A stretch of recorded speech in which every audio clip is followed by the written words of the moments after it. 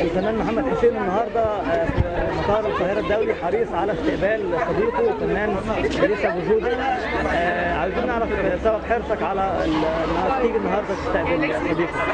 والله ليس اكتر من اخ، ممكن قربنا لبعض اكتر لما انا طلعت من الاكاديميه.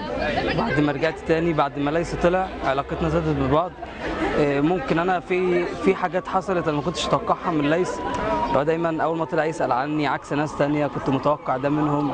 علاقتنا قربت بينا اكتر من اخوات، فكان لازم ان انا خصوصا زادت بعد ما رجعنا الاكاديميه اخر اسبوع، فكان لازم ان انا دلوقتي يعني اكون اول واحد كمان يستقبل ليس. يعني ده فرض عليا، ده اخويا، فلازم اكون في استقباله طبعا يعني طبعا. فكرنا بقى بايه اهم الذكريات اللي جمعتكم في الاكاديميه والايام الحلوه؟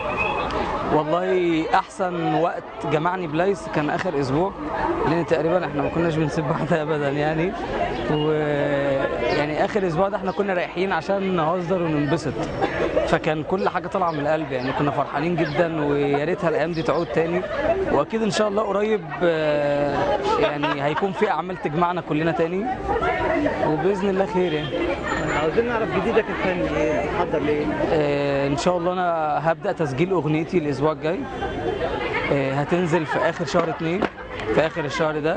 هستنى بعد الفالنتين لانها حاجه دراما حزن يعني، ما ينفعش انزلها في الفالنتين خالص. فان شاء الله هتكون في اخر 2 او اول مارس، بس قربت جدا. هو لا، انا حابب في اول اغنيه دي ان انا اتعامل مع اصحابي، لان انا سمعت حاجه يعني، انا سمعت من كذا حد وسمعت من ملحنين كبار وسمعت في ناس عرضت عليا شغل كتير جدا، بس في اغنيه شدتني جدا دي حاسسها انا اللي حابب ابدا بيها. لازم ابدا بحاجه قويه، فهتبقى كلمات واحد صاحبي اسمه معز، كلماته والحانه وتوزيع محمد بسيوني، وان شاء الله يعني تعجب الناس كلها وهتبقى حاجه لون محمد حسين. اسمها ايه الاغنيه؟ لا خلي اسمها مفاجاه، لسه ما استقرتش على اسم. اسمها مفاجاه. احنا بنشكرك ونتمنى لك النجاح والتوفيق. حبيبي.